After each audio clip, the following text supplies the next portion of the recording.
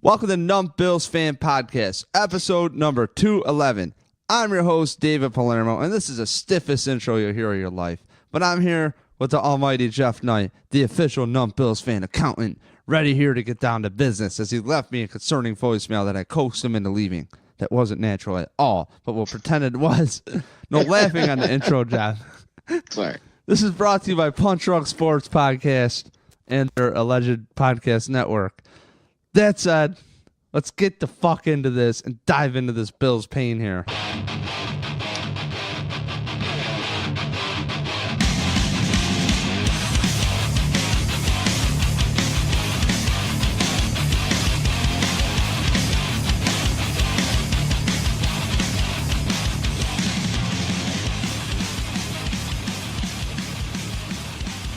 All right, Jeff.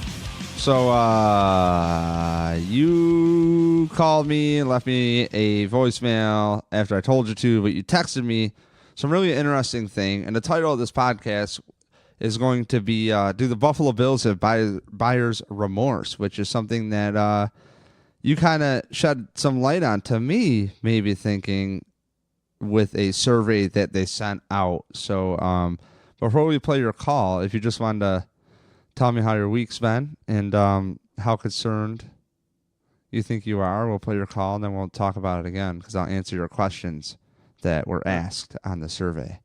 All right, man. Week's been good. Saw a couple of movies this week. I saw the remake of Suspiria last night. Then today I went to the Dryden and saw a Clint Eastwood movie, Play Misty for Me. And I got back to catch the end of the Panthers game where we won our second game in a row.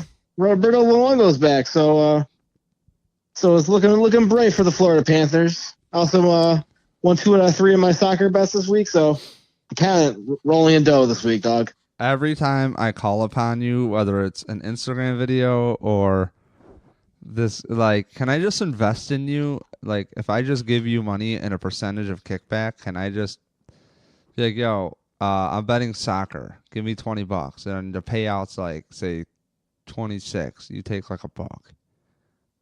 Yeah, probably. I mean, listen, my betting site gives me $50 free every year because I bet on the Masters probably 7 or 8 years ago. You bet on golf?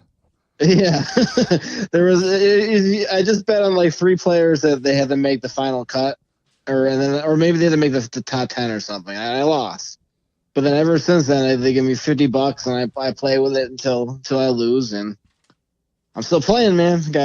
I'm up to 120 now, I think. We win some, you lose some. Okay, I mean, I thought I hit it with DraftKings one time, like when they gave me the whole intro. And, they give you the intro money, and I fucking nailed it, and then I just lost money.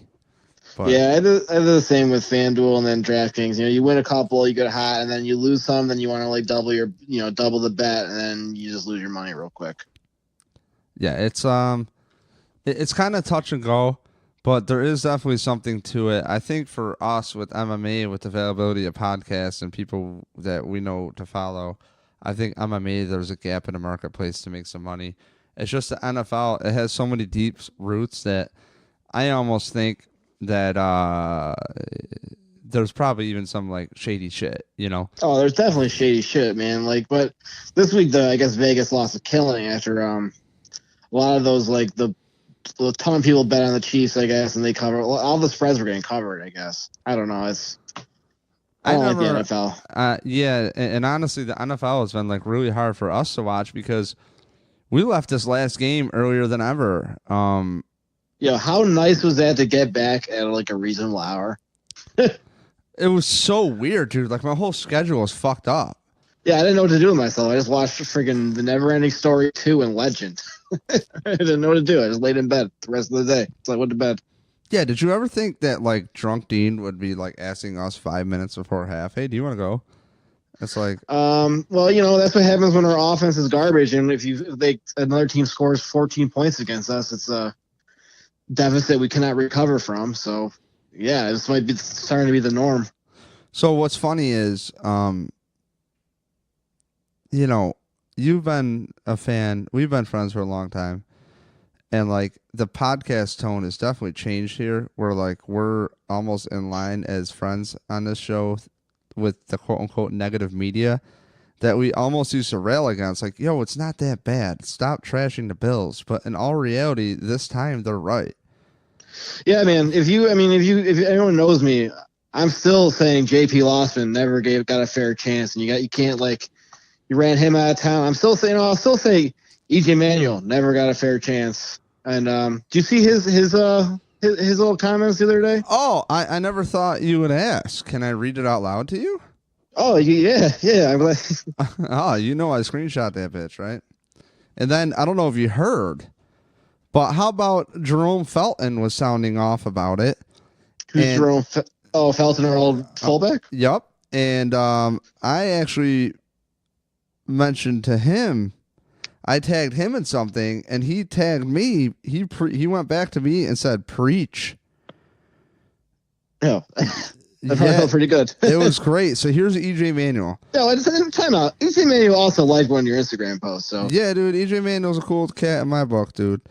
Yeah, man, I was rooting for him in his little comeback games and against Jacksonville. Me and Deacon were saying, hashtag EJ's revenge. That really wasn't his fault in that game. Refs blew that one, and we had a bad fumble. Shady never fumbles, and he fumbled that game. Sometimes the common denominator is these guys that need work, they go in too soon. At the same time, I like to see him going soon. It's just like when it's a coaching staff that's going to be there for a bit, like an Andy Reid, you can kind of pull that shit. But like Mahomes produces, so there's that. Yeah, but he went. Do you think he produced with our line and our offense? No, our coaches are too hard headed. So here's what EJ Manuel said on Instagram, and he took it down off his story. He goes, "I usually never open up about my situation in Buffalo, but the fact that this guy has had multiple games with 4+ interceptions, and I still don't have a job in the league, ... capital, unreal. Say what you want about me, but never have I ever, caps, done that. Forget a learning curve. I didn't get the luxury of being able to use that as an excuse. I wonder why." And I almost wonder, like, me might wonder why as I go that ultimate conspiracy thing. Is that a race thing? Or is that a... I hope not, but it's... You never know. I doubt it. That's kind of stupid of me to even bring it up, I think. I mean, it's not a Godario thing, because like, if you look at his Twitter thing, he's super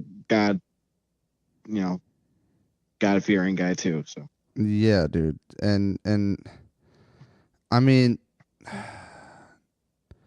But you know what, though? The difference between EJ and like this regime is EJ was supposed to have like a veteran quarterback to start in front of him, but the guy freaking slipped on a banana peel, and then EJ gets thrown to the wolves. So this regime, has our franchise quarterback, and then we start Nathan Peterman, who probably would be a practice squad quarterback on any other team, and he's our opening day starting quarterback. Honestly, I don't even know if he will be in the league next year. How do you like it? It's if you got players that like EJ Manuel who are former first round picks, like say what you want, the kid has been a part of bowl teams, and if you're the lame media of ESPN 4 letters, you're like, oh, championships, Eli Manning championships, but really, he's not that good. You know what I'm saying? It's like, then you got to go that same theory with EJ Manuel, which is like, how about you get him a quarterbacks coach for a little bit? Why don't you work with him, put him at third string? Yeah. I don't know. Like, he's better than Cardale Jones. Who knows? Maybe he does suck, but all I see out of Josh Allen is the same shit I see in EJ Manuel. Like, come on. But you know what though? EJ Manuel throws a better deep ball, or threw a better deep ball from what I've seen. That's supposed to be Josh Allen's forte, and all his deep ball this year, the guys that the receivers have to come back for it. Dude, I'm dying over here. And yeah, that's what's crazy is Josh Allen's short throws in the beginning of the year were nice, and now those suck. And that was our big concern. And his deep ball, he hasn't thrown a good one yet. At the same time, he's been getting killed. So, like, I can't get mad at Josh Allen, dude. They're just in a shit situation, dude. Yeah. It's just you got to give him chances. You can't give up on the kid, but it also just I don't want to keep harping on it, but we gave up way too much for a guy who probably would have been there. No, I'm with you 100%. Let's dive into this call real quick. All right. David, what up, dude? It's the accountant. I don't know if you saw this, but today I got an email from the Bills, the survey, and usually these surveys, you know, they're just like fan experience and how is the technology and the Wi-Fi doing at the stadium. But I was bored at work, so I clicked on it anyways. And the survey's a little bit different. The first few questions were, you know, how many games do you go this year? But then they had one with a question called, like, that said, how satisfied are you with the Bills' performance against the Bears this weekend? Then the next question was, how satisfied are you with the Bills' performance this year? And then, after that, there was, how satisfied are you with the direction of the team is heading, i.e., the long-term outlook, 2 to 3 years. This was also an open-end. They're all like a scale of questions from 1 to 10, but this one also had an open-ended response area too. So I laid the hammer down a little bit, but it's a little interesting because I think maybe the Pegulas are having a serious case of buyer's remorse. They regret buying into McDermott's and McBeane's bullshit. So I'm thinking they're on the hot seat, man. Especially, you know, if we have another poor performance against the Jets this week, I wouldn't be surprised if they both get the boot, you know, with the bye, you know, heading into the bye week. I guess we can keep our fingers crossed. I hate, you know, not really rooting for our team, but I'd rather just pull the Band-Aid off and start fresh, rather than in 4 more years now realizing they hired the wrong guy and, you know, an incompetent GM. So that's all I got for you, dog. Have a good one. Later. All right, sick. So that was your call. I just played it back for you. Got some prosciutto, a little lacy Swiss, and I'm back with some coconut milk here. Or no, okay. Cashew milk. Cashew milk. Because you care. So yeah, well, I got a hoodie because I was cold. I was shivering. Too cheap to turn the heat on up in the attic. So you are they call me the accountant. So why they call you Scrooge. So Scrooge, when you said this Bills survey was concerning, I wrote down the questions the other day. Did you get it too, or was it just me? No, I got it in my spam folder, and then I undid the spam, and then I didn't go to my primary, and then I'm getting pissed off, and I gave up on it. So, as a fellow season ticket victim, yeah, how many games? Well, we went to all of them. So that's question number 1. Number 2, how satisfied with the Bills versus Bears this weekend? Well, not satisfied because last I checked, in competitive fucking activities, points win games. And we've lost. Had 7 touchdowns all year. The Bills have 16 interceptions to 3 passing touchdowns. Unfucking acceptable. Next, 3. How satisfied? You giving away what numbers you giving? It was a 1 to 10 scale, 10 being the highest. Oh, okay. For all of them?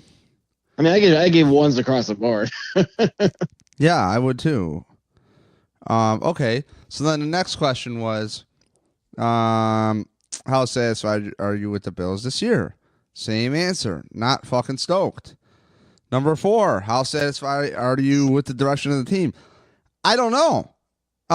Just read the titles of the fucking Numb Bills Fan podcast, and I will say I represent myself in those titles for the most part, unless it's quoted by somebody else like Mike Smith or maybe you, Jeff, on this one, but I don't think I'm going to because I'm in lockstep with you here. And yeah, I'm in lockstep with you here on this one. So for me,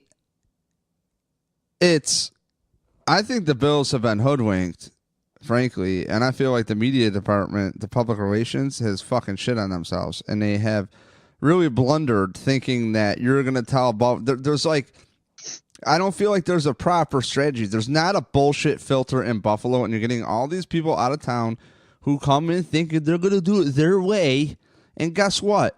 This dude in McDermott, when I watch him speak today about his, he had his presser yesterday. I was watching it actually late last night. I've been honestly kind of trepidant about podcasting about this, Jeff, because when I see these people talking, they're human to me. You know what I mean? So it's like really hard for me to come on here and be like, yo, dude, you got to go. Especially when a dude could beat the shit out of me. You know, as a man, it's kind of intimidating. So like, you know, he could always come to my house and really harm me. Yeah, you got some crazy dogs. You think he'd be all right. Yeah, you never know. So I kind of am honestly not satisfied with the direction at all. They are totally unprepared from the jump. They have made some really bonehead decisions along the lines. The guys they bring in, you could almost argue that, like, I was going to bring up this point, Jeff, in this podcast, which is this, is there's a baseline that you have to do as a general manager, and that's finding talent, that's helping negotiate contracts and who's right, and with the accountants and whatever the fuck you do, like Jim Overdorf. So there's a balance, okay? And you have to understand what players match systems and also be able to hold yourself back, which is Doug Whaley's problem being a scout, is he gave away big first-round picks. But the big flip side is he also found guys who contributed off the street. So to me, he at least got to balance himself out. I can't give Brandon Beane credit for baseline shit. You know what I mean? I just can't give him credit for baseline shit that's expected of you. You can't promote to me dead cap space when you create a lot of it, and a lot of the players that you cut were on rookie contracts, like, or on really affordable contracts. Ronald Darby should have been here, hands down. He was already on a rookie contract, cheap. He should have been given a shot. Yeah, we just cut our one of our starting quarterbacks today. So yeah. And he was on the team and that's your fall guy. Meanwhile, Peterman, he's still on the team, and it's like there's like a blind allegiance to the Bills. And the biggest problem I have with the Bills is we said this in the beginning. Last year, Jeff, he could say all the right things now, and he could give no answers now because they're in the hunt for the playoffs, and they make the playoffs. Yeah, everything's going to be good until you're silent with one-dimensional answers this whole fucking time. And now he looks more stressed out than the fucking president that's been there for 4 years. You know what I mean? Like, he's got some facial hair going on. He looks a little stressed out. Obviously, it's concerning. You know, dude, he's gonna age like freaking George Bush and Obama after the president, after being president for 8 years. Dude, yeah, it's not gonna be good for this guy. So for me, it's like, what if this guy? It's determined, right, to most people that this guy calls the shots, Sean McDermott. Well, you really fucked up. You really fucked up because it's a big misstep with Brandon Beane. I'm sorry, it is. You can argue across the board everything that he's supposed to deal with. Let's start with Eric Wood. I don't know how much money, I forgot how much, he would have saved if he would have had a proper retirement on the Bills. When I have all these other players that have been cut and released or traded for, then cut, or you sign and you're still eating money on them. I think they're still eating money on McCarron. And it's like you're eating money on other guys that were third-round picks, second-round picks, other draft picks that were developmental players that, I got to bring in my guys. It's like they don't even get a shot, and you don't even replenish the roster. You could almost argue that the Bills need every position on offense. Okay? Next season. Well, yeah, including running back. Yeah. Well, we to move up too. Like we moved up 3 times in the first round, and by doing that also created another hole on right tackle, Corey Glenn. So we didn't left tackle. Sorry, and then we didn't pick. We didn't draft. Do we even draft a offensive lineman or not? For like the Teller, 5th round. Wyatt Teller in the 5th round, and if you missed the podcast with Ryan Talbot, he called it. He goes, dude, I expect them to put in some guys for the offensive line, get some rotation going. And yeah, I listened to that podcast and it made me feel a little bit better, but yeah, he's a pretty good guy, right? Yeah. I still don't. I mean, you're gonna have to fucking overpay people to come here now. It's gonna be like this, when the Sabres are really garbage. Like they would overpay like mediocre talent to come here because no one wants to go to Buffalo, dude. For the Sabres. And not for nothing though.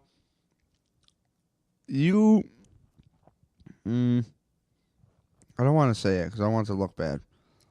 But I think you would agree with me maybe now that, like, can you agree with me on this point? I hope you do. I really hope you do. You don't have to. I heard an interview with Mike Schopp with Kim Pegula, and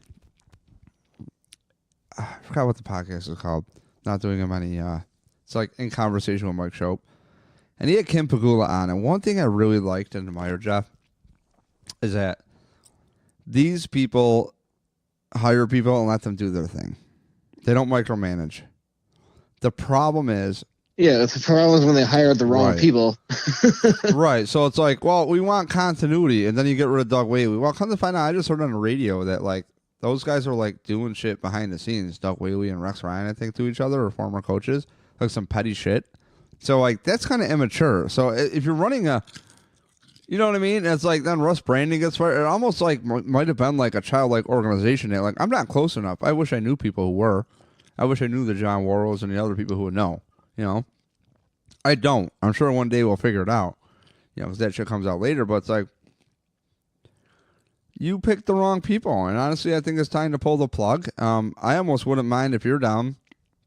I'm going to have a long season. I'm going to start watching the college ball. Start getting into scouting. Maybe this is a year. Learn a little bit more.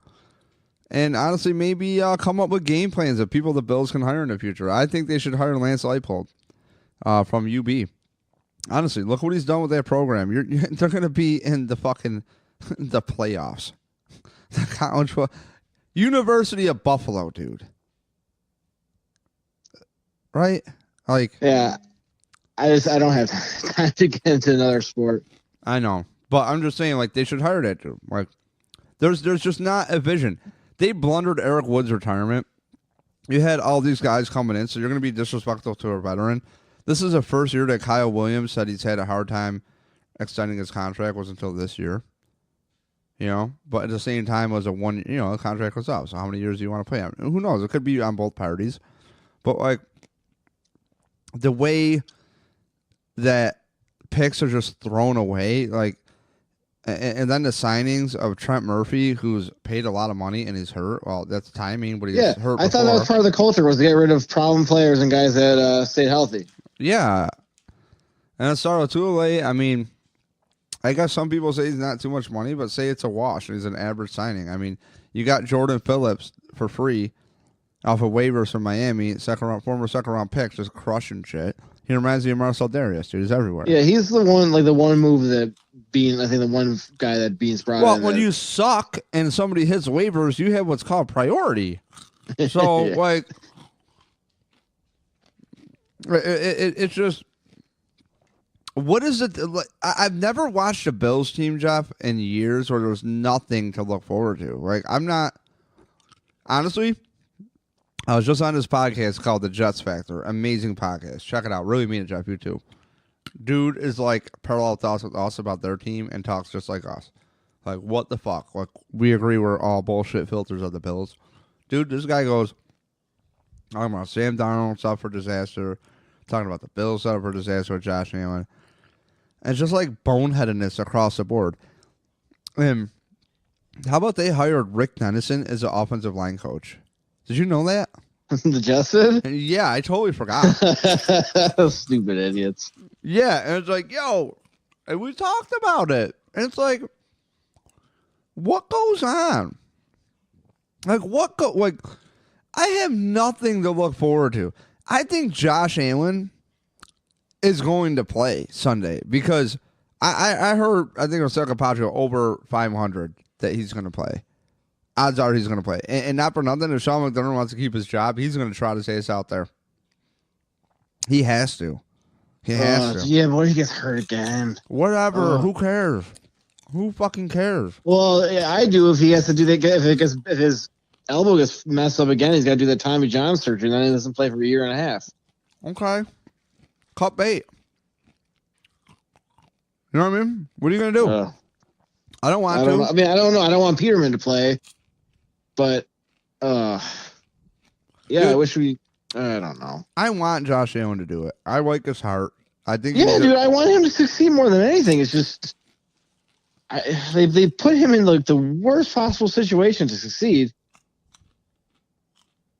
and I feel bad for the kid, but he tries hard, man. I like his effort. He pumps up the defense. Like, I like the kid a lot. It's just I don't think he's ready. Dude, it's crazy. I was on I'll look it up right now. I'm on profootballreference.com, okay? And how about the Bills have like 1,300 passing yards and the guy in the Jets Factor podcast was saying that Sam Darnold has like 1,900 something. And so the Bills had 1,360 passing yards, and opposing teams have 1,908. So 3 touchdowns, 16 interceptions. Josh Allen, believe it or not, has thrown for 832 yards in 5 games, and it's not a lot. Nathan Peterman, 297. Derek Anderson, 465. And Nathan Peterman throws the ball to the other team at an 8.6% interception ratio, and as long as 27 yards or 26 yards, and his average attempt is 3.7. Okay, do you know what that means? That means that a fucking bad running back and LaShawn McCoy is getting 3.1. Chris Ivory is getting 3.5 yards a clip. Josh Allen averages 4.4 yards rushing, and he's had 35 attempts. Marcus Murphy has had 22 attempts and has 129 yards at 5.9 yards a clip, but he is along a 30, so it kind of skews the numbers. Yours truly, Nate Peterman, has attempted 10 rushes, 49 yards, 24 yard long, 4.9 yards. So obviously, really read you off a bunch of shit that doesn't matter. But Josh Allen almost has 1,000 yards passing. I did not realize that. And it's just like, I was telling the Jets Factor, dude, I was like, dude, the Bills have never been set up better to just like have all their problems covered. And then it's just like, oh, the cap. Like, I think a fun project or podcast would be, I want to see if I can hit up the dude for Spot Track and play pretend time, even if I got to like pay the dude or something. If I go, here's a topic. I want you to figure out with these factors of my theory if the Bills could have fit this under the cap. And send him an email, see if he likes the idea. I've talked to him before. Nice dude. And so if you ever been on spottrack.com, SPOTRAC.com, it's a great website. Dude, I believe, is from Orchard Park. And it breaks down contracts, best of their knowledge. And if you look at all the dead cap the Bills have, I mean, they're still paying for Reggie Ragland, if I'm not mistaken. Like, they're paying that guy for never had a fair chance. Dude, like, it's ridiculous. Former second-round pick. No, it was, I think, a third. Didn't they trade a third to get him or something? Oh, maybe. But, again, we traded up to get him, though, didn't we? Uh-huh. Yeah. Yeah. And it was, again, Doug Whaley trading up, which I'm not really about. But all that Brandon Beane needs to do is be smart if he has a job and trade back. And now I have something to bring up to you. You know, LaShawn McCoy hasn't talked to the media since the trade deadline, and through all that shit in Georgia with the girl shit, he's been talking the whole time, and now he's not. And he's supposed to be made available to the media once a week, like every player, and he hasn't. What do you think? Like LaShawn McCoy has not talked to the media. Do you think he's pissed that he wasn't traded? Because I would be. Having the worst fucking season ever.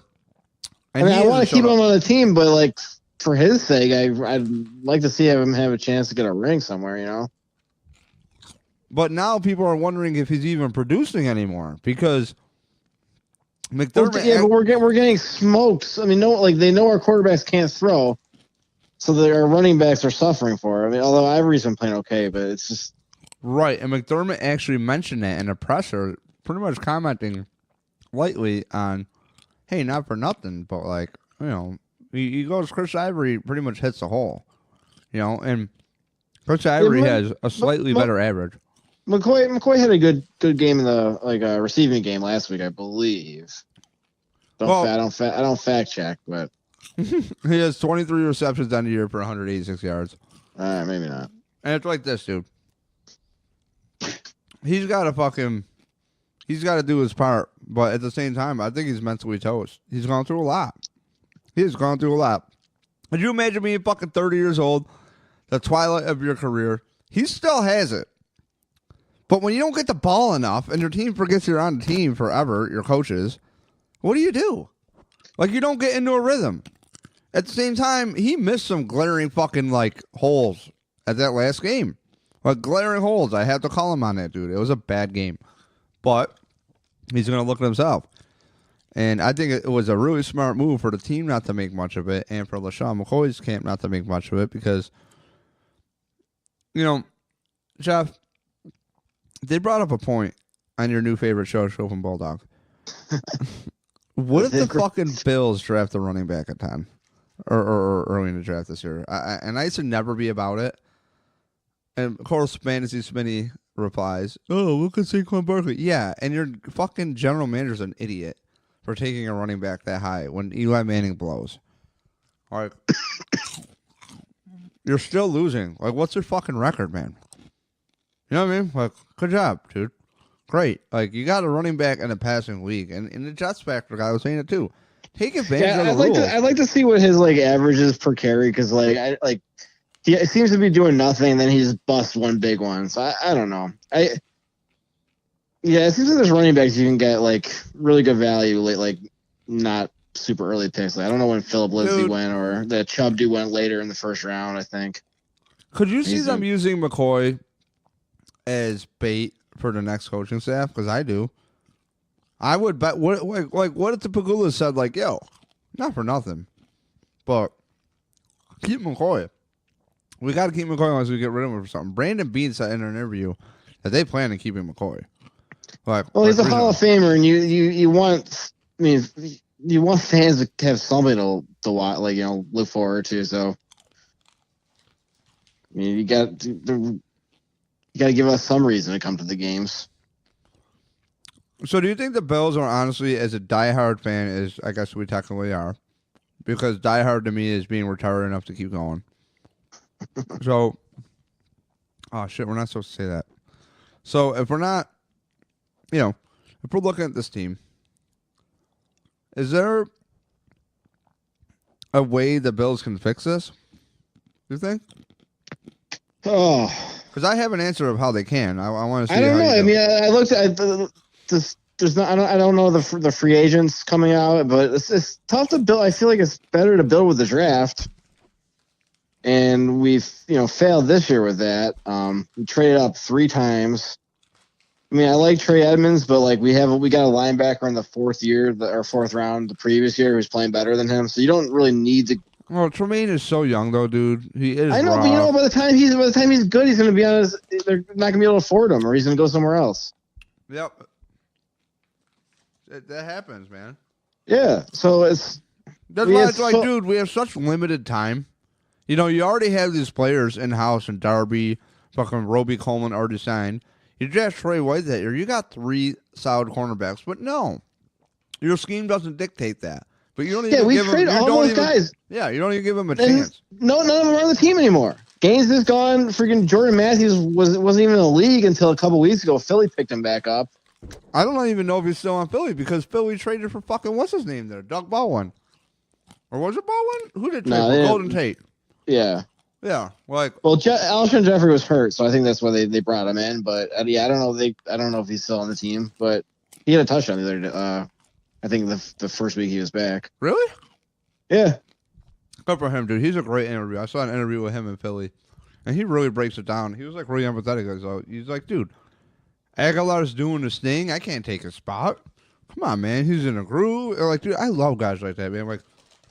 Like team players, dude. And that's all it's about, dude. I just need a team I can believe in. And the Jets factor guy asked me straight up. He goes, "What's up with Vontae Davis?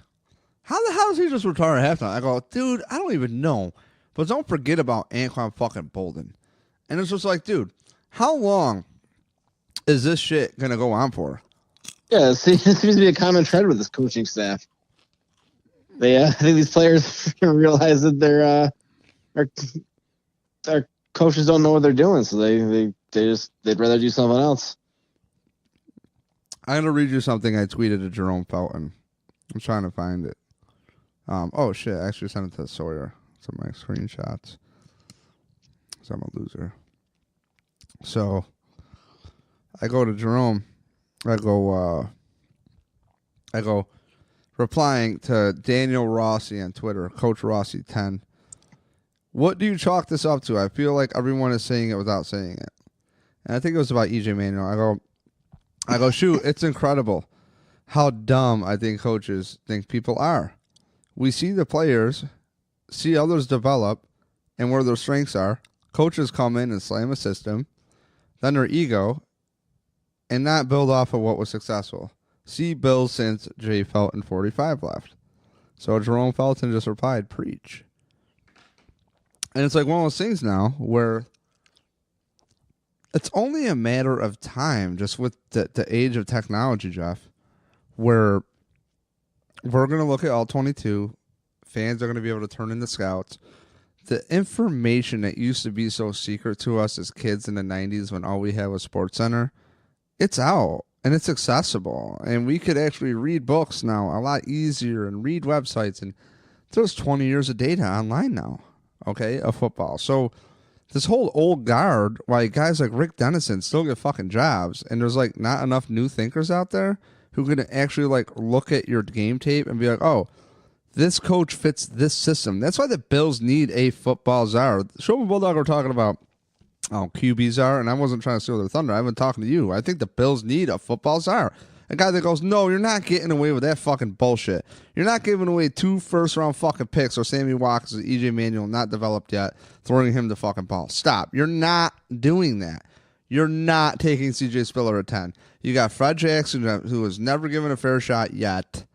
Okay, stop. Just stop. No, you're not. We had Marshawn Lynch then still, right? Yeah. Like, you still had him for the year. Like, come on, man. You know, so to me, it's like the 90s Bills offense would still carve through defenses today. The Minnesota's fucking Matt Collar from WGR, he's in Minnesota now. He's been like working out there for a couple years now. And he's been posting shit about the Vikings, and he's posting about like the 90s Vikings, man. And like, I was like, dude, remember Chris Carter and fucking Randy Moss on the team at the same time? And they had another awesome dude. Like, it's like, dude, with Randall Cunningham getting another shot after Johnson got hurt, and the team told him, like, yo, man, you got to chill, Johnson. We're going with fucking Cunningham. And they did. You know, and it's just like, that offense is still way better than the Bills. It's just like, watching the Bills, I feel like I'm not even watching the same team, like the same league, dude. It really has felt like, I don't remember a season where more games than not, and this is like 2-7, I would say like 7 out of 9 games have felt like preseason game number 4. I mean, we've been blown out in every game except for 3. I mean, you can call the Packers game, I guess, a close game, but like there's really never any threat that we were going to win that game. So I think they just played safe. I mean, the Patriots game, I guess it wasn't really a blowout until the interception at the end, but still, they played pretty good that game. Job. But it's just, it's so hard to watch this game. I mean, we have 7 touchdowns all year. Mitch Trubisky has 6 in one game, a couple weeks ago. It's just, why? I mean, I want to do a podcast just about the Monday night car ride home one day.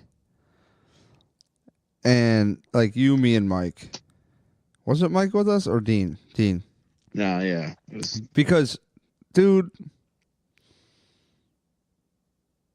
I don't know.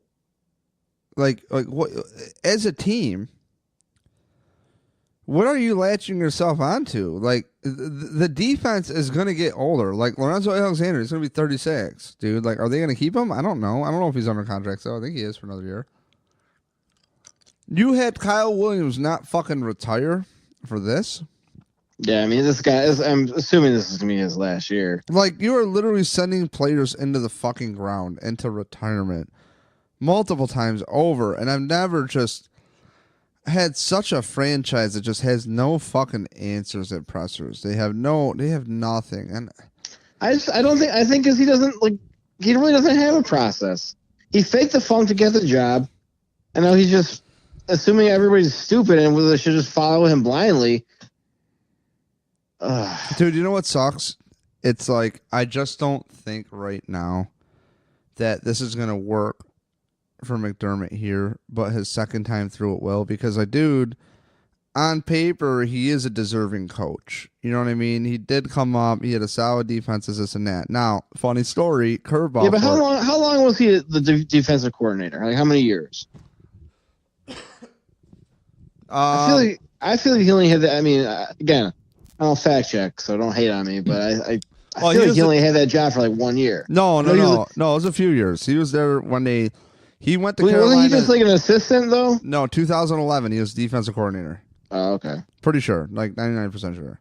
All right. Sorry, I was wrong. No, well, here's the deal. Curveball for you. Ready? If I'm wrong, somebody correct me because I'm not looking it up. Curveball for you. Now he was a D coordinator too under the late Jim Johnson who passed away. And he ended up taking over, stayed there for a couple of years under Andy Reid, and he got fired, McDermott. But that happens. Every coach eventually gets fired. We know that. Right. So check this out. I'm scrapping copper and a radiator and some steel today and a catalytic converter. And I go to fucking Metallico, dump it off. And this guy is kind of a dickhead to me. He's wearing a Carolina Panthers construction helmet. He's like, oh, you just blew by me on the scale. It's like, oh, sorry, don't come here every day. Don't talk to me like I'm some fucking idiot. I know I am.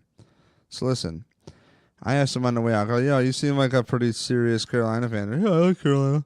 Okay. So I go, can I ask you something? Yeah, sure. What do you think about Sean McDermott? And he's just like, yeah, no. I go, where did you, like, do you, like, miss that he's gone? Were you guys like, oh, my God? Because here's my theory is his last year, your genius GM, Dave Gettleman, who got fired a couple of years after and works for the Giants and took a running back super high, he had this dude, Brandon Beane, who is now the Bills GM under him, and McDermott was on that team, and they did not keep the franchise tag on Greg Norman, so they didn't have a number one corner, and he got blamed. McDermott, he got the excuse that, oh, well, they drafted rookies, late-round rookies for him to play cornerback or defensive back or something. Did you just call him Greg Norman? Probably. So yeah, that's a shark, man. That's a golfer. Sorry. So it's like McDermott got a pass because to Bills fans an evaluation because Norman ended up going, getting released from the Panthers, right? So for me, that's not an excuse. Like your defense just can't be dog shit. Like that's not a good excuse. Like you have to coach yourself out of it and assemble something. And then the guy gets a head coaching job a year after. And it's like, I never looked at it, and you have never looked at Carolina like a fucking dynasty. And I just don't know how this guy comes in here and says, this is what you're doing wrong. This is what you're doing wrong. And you don't want to know something? The biggest problem with Bills coaches is they don't take what's right in front of them. Same with general managers. They don't take what's right in front of them and work with it. They don't. They don't try to. And when they do, it's almost as if they never watch the fucking tape on these players, and then they bring in their own guys, and your own guys don't even set an example. That's the whole problem with McDermott, is there is no accountability. There's not one thing that you can lay down on the process, from front office of the general manager to McDermott. Like, anybody they bring in off the street, like, who's really contributing? I don't know. Like, their signings are overpaid. Kelvin Benjamin, he is hit or miss. Sometimes I'm stoked on some of his catches. Sometimes people are like, dude, he runs his route so lazy, he doesn't get to the spot in the right amount of time. His effort is half-assed. What's up with this? What's up with that? The offensive line improves and it digresses last week. And it's just like, dude, there's no accountability on the Bills. You cut Phillip Gaines and Nathan Peterman is still on your fucking team? How is that possible? Like, what are you seeing right now? So the answer is, I have buyer's remorse on McDermott. And it sucks that it went this way. And honestly, if the guy was just more transparent with us and not some know-it-all smug fucking attitude, I'd be all about it. I guess he doesn't show that attitude, but giving me no answers tells me, go fuck yourself. And my common thing with people in life is don't insult my fucking intelligence, dude. Don't tell me Brandon Beane, Buffalo fucking guy. You know I have been a part of Buffalo culture since the hardcore community years fucking back. And I got Joe Riverside coming on the podcast, and I'm super stoked. Really? Yeah, I'm fucking pumped, man. And it's like, dude, I fucking love Buffalo. Like, I love Buffalo. Dated a girl there during the lockout season, of course, of the NHL for a few months. Well, long enough where I got the fucking cop card because her aunt was a cop. I was pretty stoked on that. But like I was like 20 and I just love Buffalo. I've been going there since I was 16. Took some lean years when I joined a band here in Rochester and Dawnawara and just did my thing here. But like, dude, that's where I went for hardcore. That's where I went for fucking shit. Like, it's just cooler, more culture. Just, I love Buffalo. And to see these fucking pricks come in and fucking sell me some bullshit, it's like, get fucking real. Not here. Maybe go pull that shit in fucking Miami or something, but not in Buffalo. Get the fuck out of Dodge with that shit, because when your act wears thin, you have no fucking ground to think of. And you want to make good public relations for yourself, McDermott and Bean, get on the radio shows and be transparent. Come on this fucking podcast. Let people interview you. Just talk to us. We will support you as fans. We just got to know what's going on. Look, we fucked up. Own it. When you get the high pick in the draft this year and your high cap space, which really isn't super high compared to other fucking teams, it's not the highest. The Jets have more. How about you do the smart thing and you do the thing that makes Bills fans like Jeff and I cross our arms and go, you know what? That was a smart fucking move, which is you better fucking trade back. And if you even fucking breathe on a running back in the first round, you better get the fuck out of town. That's all I got to say. You better plug some fucking holes. You better come with an offensive coordinator that actually has a forward-thinking game. Bill Belichick is a genius because he pays attention to the rule book. The game is designed for throwing the fucking ball. And when you throw the ball, you have a chance to get penalties. You have a chance to get the ball at the 1 yard line. See, Tom fucking Brady, how many times does a ball get thrown on the one because there's a dumb fucking pass interference call and they don't have a 15-yard penalty on PI? So if they did, the Patriots wouldn't win so many fucking games, guaranteed. But when they love quarterbacks, he gets the benefit of the doubt. When the quarterback pays the fucking bills, because that's how the NFL is set up, that's what happens. When really, the league is more of a plug-and-play fucking team ever, and the fact that Nick Foles won a fucking Super Bowl, and the Bills are so behind, and they give away the farm on a fucking draft pick that needs more help than God himself. You gotta be fucking kidding me. And then I'm a fucking idiot, because I'm talking like a fucking suffering succotash over here, motherfucking dumbass Looney Tunes cartoon over here. But no, I'm a fucking asshole. I'm in these fucking faith arguments and shit on Twitter. Dave, you gotta respect the process. We have a God-fearing coach and good guys on this team. And yo, all credit the trending Buffalo. We're gonna play smart football. No, we're gonna have any stupid penalties, even though we have probably the most pre-snap penalties in the league. I guess. Got no fact check, but hey, did you know that trending Buffalo conversation I tagged you in? Where it was all about the faith football shit, dude. Yeah. So I'm gonna look this up. I think they fucking pinned this tweet. I gotta find it. Oh my god. So trending Buffalo. Yes, they did. Yes, they did. He's gonna be throwing into these stupid conversations. Dude, I got it. Fuck that. I need some help, man. I need somebody. Dude, come on, dog. You gotta be a dog of me. I'm dragging you into the fight because you have the time to keyboard warrior and you're smart. I would love to just have a career in keyboard warrior, but like, I'm so important to myself that I just make a podcast and talk for 48 minutes about it, you know? So listen, here's what the trending Buffalo said. Ready? So you know how it's just funny. It's satire. So you know how like, and Jeff, this is like an official like press release looking professional fucking thing here with like their logo and then like 11/2/18 and then in blue. Official statement from trending Buffalo in caps. You know how like sometimes interns do dumb shit, right? On November 1st, 2018, an intern posted from our official Trending Buffalo Twitter account implying that the Buffalo Bills have been factoring religious beliefs into the team's player selection process. This tweet received a great deal of attention, scrutiny, and criticism, which caught us off guard. I'm like, oh my God, please don't tell me you fucking guys are retracting, man. I took a lot of heat over this, and I'm fucking with you that, like, it should be a conversation point. There is no-go zone. We're all fucking adults here. I don't need censorship. Go fuck yourself if you want censorship. Fuck you. Fuck your faith. Fuck all that. If you're into that, I'm happy for you, but you don't have to be. That's cool if you are cool with not having faith, and if you're cool if you are. You know what I'm not cool with? Fucking The Rock having little jokes about child molesting fucking robots on Saturday Night Live. To me, that's really fucked up. That's really fucked up. Because there's nothing funny about fucking child molestation. I don't care if it's a fucking joke or not. And I'm fucking dead serious about that. How I got into that now, don't fucking ask. But as far as faith is concerned, go fuck yourself. I don't fucking care. Freedom of thought, fuck you. Anyways, he's a faith-based coach, and he impresses with our notebook. So we're gonna hire this guy with very no head coach experience. And I remember when I asked my mom about sex, and she just started drawing a fucking vagina. And I'm like, you gotta be fucking kidding. I was like, wow, really? I started to get all uncomfortable. She's like, what? I'm like, I thought it was like a bird and a fucking thing and like the biggest safety pin I've never seen in my life. Like, what? And she even drew me like the shape and the ovaries and like everything.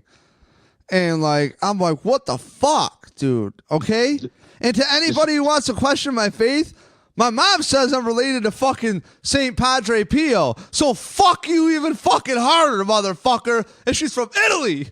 So fuck you questioning my faith. I grew up Catholic. I know all about the fucking faith. Anyways, back to the faith-based conversation, Jeff.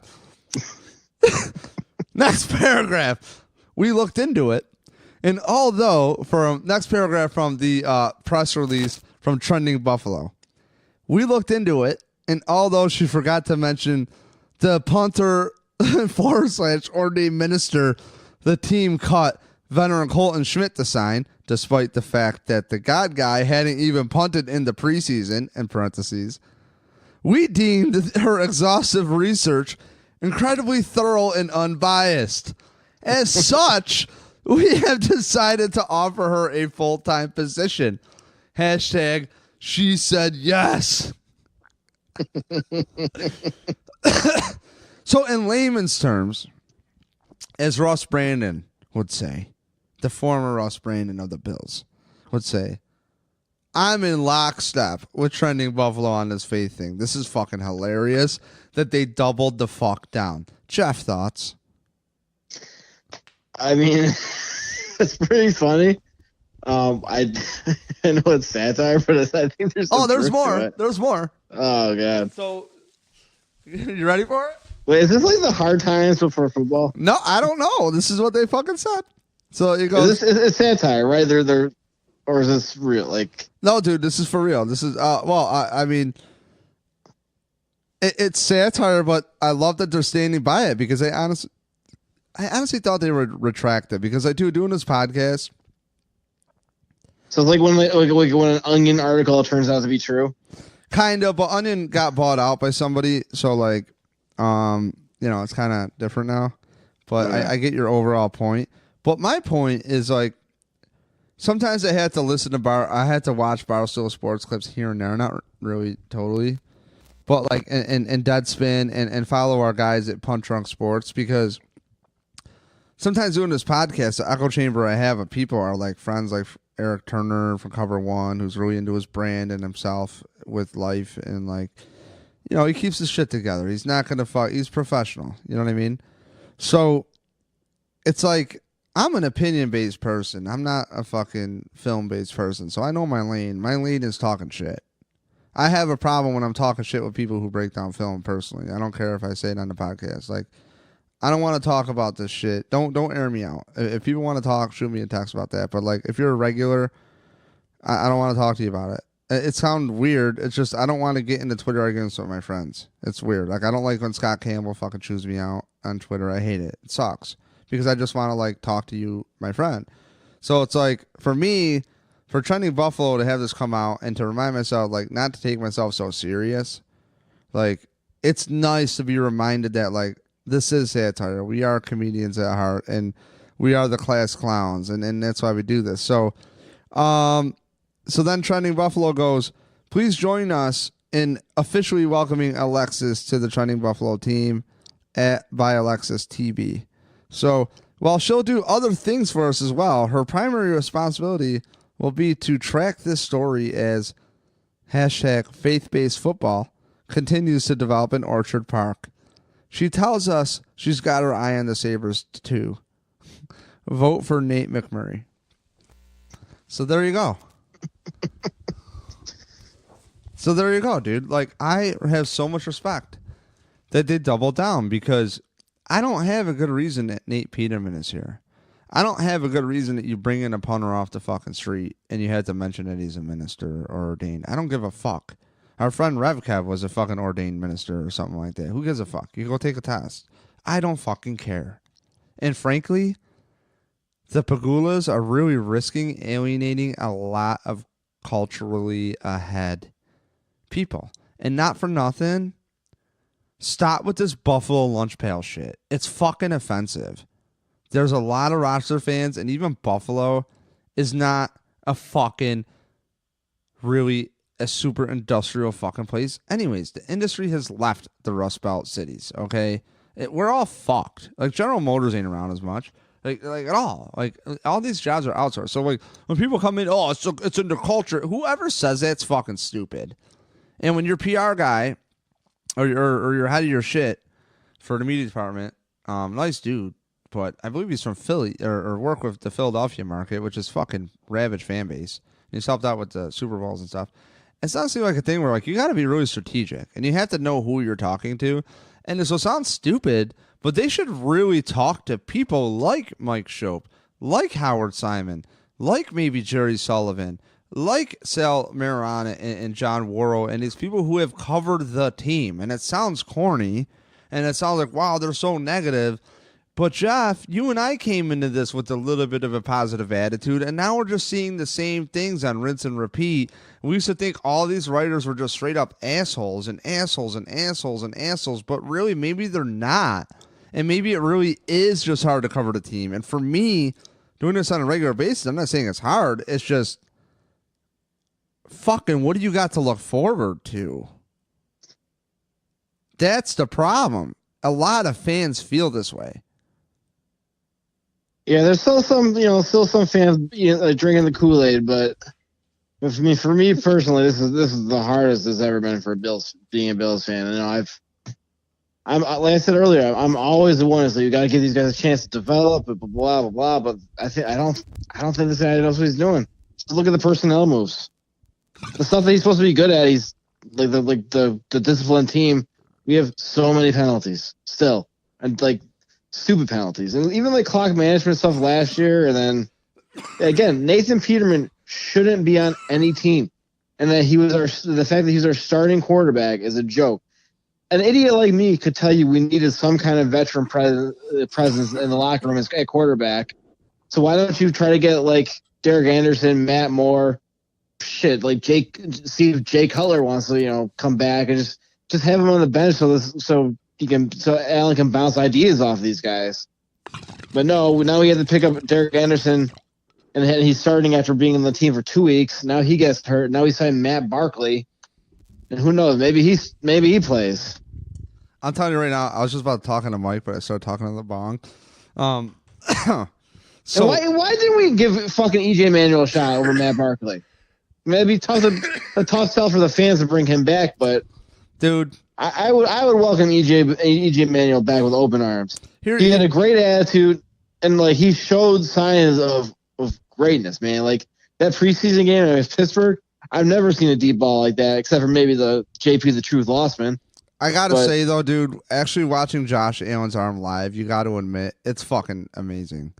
It's just, I don't know. I feel like the receivers have to come back for the balls. I'm just saying, as far as not where it goes, but how it comes off the arm is just like. Oh yeah, it's for sure. like, no, I think he could be good, but like you said earlier, he's the most raw, the rawest of all the quarterbacks out there. He's gonna take the most time. Just to not have some guy help him out, or a established quarterbacks coach is a freaking joke. Well, what kills me is why there's no salary cap on coaches. You know what I mean? Like, yeah, John Gruden's making a fucking $100 million, dude. And the thing is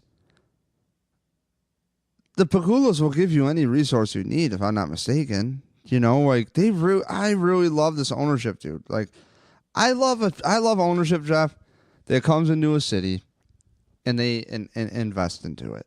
You know what I mean? And they've done a lot of things in Buffalo.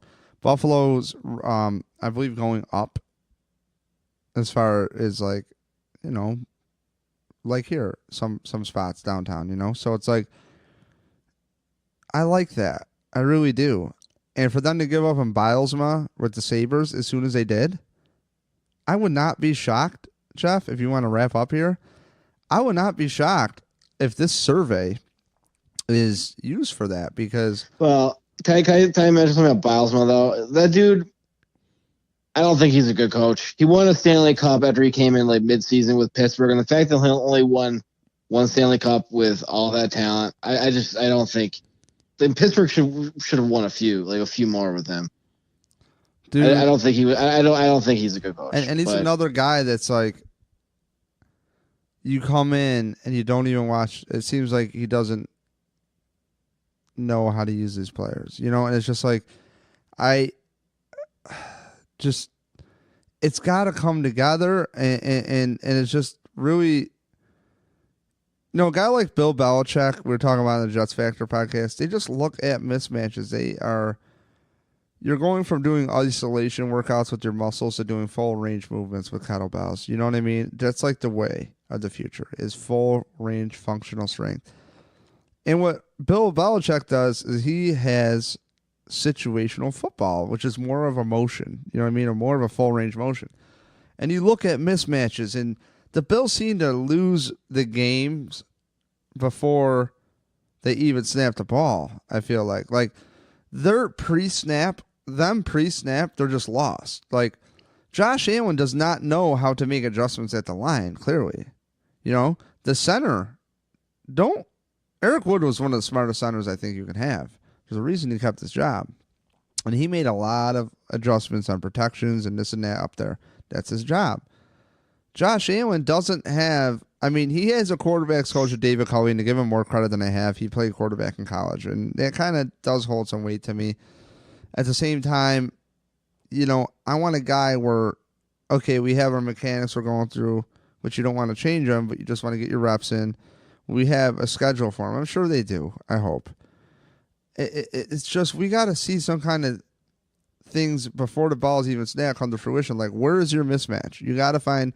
Where is the blitz coming from? If the blitz is coming from there, then there's a guy open there if you have a route going there. That's why Tom Brady's so good. And I predicted that Josh McCown will actually win the game against the Bills, but the offensive line is kind of toast for the Jets. But Josh McCown, I pictured, and the Jets, and the host of Jets Factor, Cecil, I think, agree with me, which was that if Sam Darnold was a play that the Jets squeak it out, or lose. I think if McCown plays, which he is, that, as I guess Darnold's day to day, that the Jets win because McCown shredded us last year, didn't he? Yeah, and this guy wanted McCown to start too. He wanted McCown to start at least the first 5-6 games. He mentioned following Eli. Please check that podcast out, Jets Factor podcast. It's great. Had a fun time. I was on there for like an hour, dude. It's just, you know, the Jets did a much better job. They went up and sniped Darnold before the Bills could get him. That was really a big thing. I guess the Bills liked them, and they were pissed off at the Colts for doing it. I just found out. And then I heard, you know, I was telling him, I go, you know, genius idea for the Jets to sign Bridgewater just so the Bills didn't get him, because that was a guy I think the Bills should have taken, was Teddy Bridgewater. Yeah. You know, and if anything, look at this blunder. No quarterback on Buffalo looks halfway decent, and it's like, I don't expect it. But, like, Derek Anderson should have been on the team if you liked him that much in the offseason, and you have a whole offseason that Josh Allen could have been learning from somebody. But, yeah, he's working with Jordan Palmer. Another guy who's never thrown 1,000 yards in the league. But he's a coach. It doesn't matter. He's a coach. I get it. He's the coach. He's not the backup quarterback of the Bills. But you could almost argue signing Jordan Palmer to be your backup. And I can say, oh, well, he's there for Josh Allen. I'll buy into that stupid shit. You know what I mean? Like, give me something to fucking buy into. Do you guys realize you're in the entertainment business? You know, that's what I wonder at One Bills Drive. You're in the entertainment business. This is not entertaining, dude. Like, and then our friends will say, why are you watching games? Why are you even a fan? Oh, sorry, I'll just drink all the fucking Kool-Aid. Like, no, dude. Yeah, would you jump off a bridge if McDermott told you to? Gotta respect the process. It's not that big of a fall. Just take a step. Look, there's things in the process that's going to happen. Process is a great word. And when they unveiled this word process, I probably told you, great word, because there is no positive process. There is no negative process. There's all of the above in process. Great, guys. Yeah, you know what I'm going to do? What's that? Breathe. Yo, we're breathing. Yeah, why? Because we got to fucking live. So, we're breathing. Yeah, how are things going breathing? Yeah, we're breathing, man. In and out. Sometimes it gets tough. I've been coughing a lot. Mega bong rips. Lose my shit. Stir up some old phlegm. Start coughing for a week after. Get a sinus infection. Repeat. Smoke more weed. Wonder why I fucking can't breathe. But I've always had a cock on my throat since birth and always congested my whole life. So what's different now? You know, it's just, I look to sports to fucking make me happy, and then I find myself in fucking arguments over wasted tax dollars on flyovers. And no, it's not wasted tax. It's good. It's good for recruiting. Yeah, and you do a quick little fucking Google search on how a lot of people are pissed off that they spent $450,000 in tax dollars on fucking airplanes at a Super Bowl a few years ago. If you don't think they can go in the school system, your head's up your fucking ass. Start questioning fucking everything, including the fucking bills. Start there. Start with what you know. And that is, how do we get on the right path? The way McDermott and Bean saved their job, which the longer we get away from the trade deadline, the more I'm like, you have no foresight. You have no foresight. Calvin Benjamin could have brought you in some nice footballs.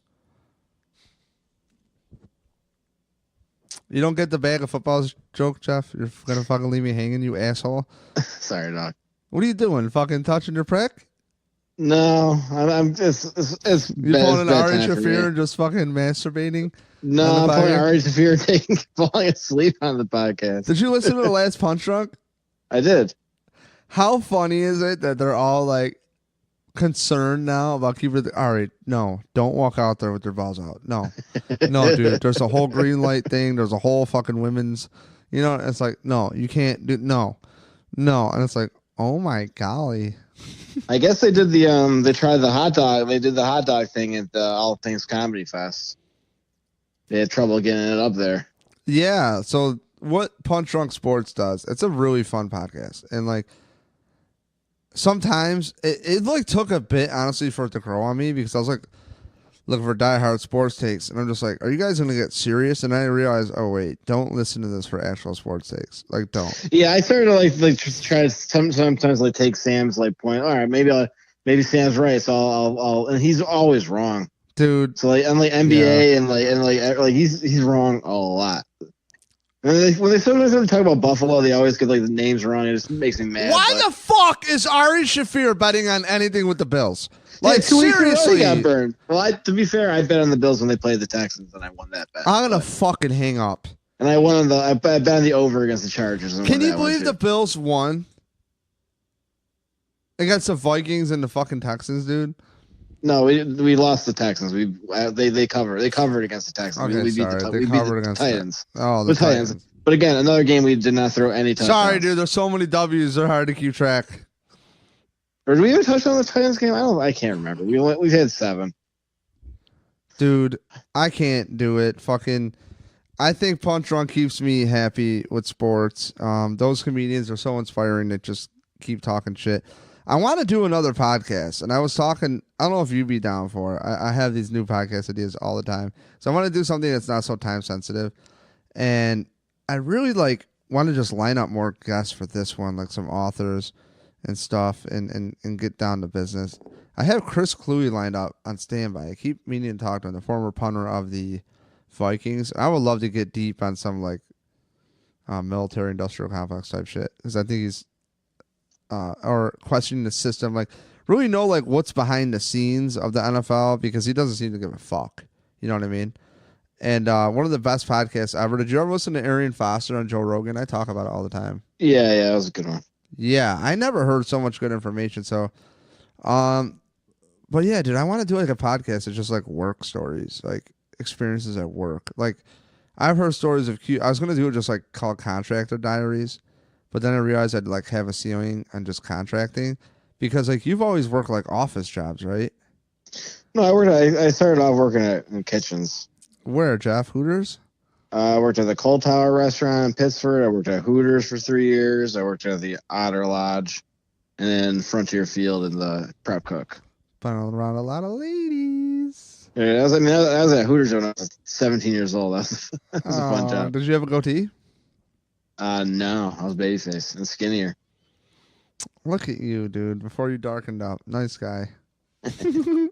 Inside joke there. So, yeah, there's just crazy shit. Like I heard stories of like, pretty much like Workaholics happens. Like that show Workaholics really happens. And I had my friend Ron Terra, who I used to do a landscaping company with. You would like this, with my friend Andrew Vieira. And I was like, Ron, I was pitching him something to try to, honestly, try to help find sponsors for the podcast. Because that's what he does, is he's a salesman. And he's good. He's the best one I know. So my friend Andrew and I, when we were teenagers, when I was like 23, doing really well at IBM. And he started a lawn business when he was in Rochester. And I was like 16, I ride my ass to fucking Andrew's house. Ron lived around the corner. And I was like, well, Ron, I want to do this thing called like, because I'm kind of like work diary or some, contractor diaries. And he goes, well, what do you want to talk about? I go, like, remember that time we would unload the mowers at Pittsford Verizon store, if you remember where that was? Your mean streets of Pittsford right there by Clover. And yeah. So we used to like, you know how like there's like no lawn there, dude? It's literally like if you drop 2 zero turns, one takes one island for about like 15 feet. And the other one takes the other island for about 15 feet. And I'm like, why the fuck are we going on the highway in a 4-cylinder S10 with a kid who's like 6 or 15 and like bigger than Kiko Alonso, and like, and then me wedged in the middle and my friend Ron's driving stick. And the dude, I don't want to blow his cover. I think he made 6 figures at the time. So I don't know what the fuck he's wasting his time for. And this white S10 barely could get up to fucking 50 miles an hour on like the expressway. And like every fucking morning, dude, like I used to just weed whack ditches. I would just weed whack ditches on like East River Road by Preserve. Like, and we would go out to fucking Pittsford. I remember one time we're on our way to fucking Pittsford. And me and Andrew just got in a fucking argument. And I go, yeah, so Ron, so I want to talk about this. What do you think about this? He goes, I go, remember the time Andrew and I were driving out to Pittsford and we just start beating the fuck out of each other? He goes, which time when you were beating the fuck out of each other? And I thought it only happened like once. But apparently we used to just get in fist fights in the fucking front seat of this fucking S10, dude. Like all crammed up and I'm like, fuck this shit. And it's like, dude, there needs to be a platform for that. And when you watch Workaholics and you hear stories about people who worked at places like Sutherland and cubicles and people showing up to work drunk on their days off, spiking beers in the parking lot, and then going into work and not realizing they have off. And then like that same person down the line is like high pressure sales underneath the fucking desk, paranoid, being funny as fuck, asking other people's opinion, yelling out loud in the cubicle. It's like, dude, I didn't know that really existed. Because in my construction world, no disrespect in this statement, because I don't want people to run with it, but like, it's like the special ed kids run the fucking asylum. You know what I mean, dude? Like, yo, I gotta go to bed, man. I don't mean to cut you off, but I'm fucking you're the tired. Worst, dude. I was letting you go for a little bit, and you kept going, so I just got to go. So if you guys want to follow me, I'm on Instagram, Full Circle Attack. My ticket is for sale. If you want to sit next to Dean for any of the December games, you can find that on NFL Ticket Exchange, section 331, 22, and row 22, seat 24. It's $30 could be yours. The tickets are going down the day before the game, so I can still go if no one claims these. Do you have any live fast, die fast records for sale still? Shit, I'll fucking throw one of those in for free if you buy a ticket. Yo, if they really want records, would you ship it to them? Would they pay for shipping? To Live Fast, Die Fast? Yeah. I sold one.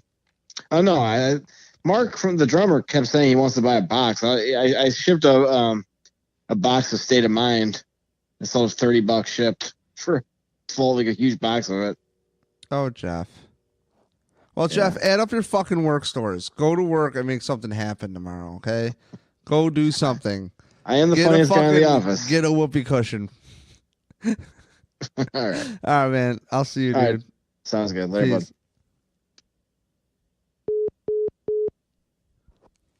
Wow, that was rude. That's the accountant. He's got to get back to fucking bed so he can get back to accounting for his life because he's a responsible human being. I love Jeff. Great friend of mine over the years. Great, great friend. One of the rare friends that puts their money where their mouth is. Really humble and fair. Cool dude. Love Jeff. Has a record label or had. Full Circle Attack Records. Put out some bands around here. The Weight We Carry. A band I did here for a minute called Borrow Time. He put out a 7-inch. And to give you an idea, putting out a record is a couple mortgage payments. So to, risk it on bands that could break up in no time, like a band that he put out, if we could help him push a couple records, go hit Jeff Knight up. You'll see in any mentions or just rewind this podcast at Full Circle Attack. Hit him up. Puts out some good hardcore. This band Live Fast, Die Fast. It was produced by Mike Gallo, who plays in Agnostic Front. I think the record that Jeff put out. So if you know about that band, check it out. Live Fast, Die Fast. It's a really good record. But they broke up. So if you want to help move it, hit them up. And you can probably negotiate with them. Shipping is probably $10, $6. I don't fucking know. And just, PayPal and $10. You want a record, you want some vinyl. But as always, I'm your host, David Palermo, for this one. As always, for this one. Yeah, makes sense. Thank you for tuning in. If you like the contractor stories, work diaries, ideas, anybody have any cool stories, please hit me up. Shoot me an email, davidjpalermo@gmail.com. Any bills inquiries, anybody want to come on the podcast, dave@numbbillsfan.com. I will have a logical conversation with anybody and get down to business. So let's talk some shit. I know this podcast went everywhere as always, but pretty much this is more like a Dear Diary lately, which is what has been going on in fucking the Bills first. So if you want to know about my Twitter arguments, which I'm sure you don't, I try not to get into them. There they were. So, advice to myself, I'll stay in my lane, I'll stay out of film study, and I'll keep talking shit. Because I like talking shit. See you later. As always, brought to you by Punch Drunk Sports Podcast. And, check them out at Punch Drunk and punchdrunksports.com. Also, numbbillsfan.com. Get on there. Follow along on Instagram, Twitter. Subscribe to the podcast on iTunes. Don't be a jerk. Peace.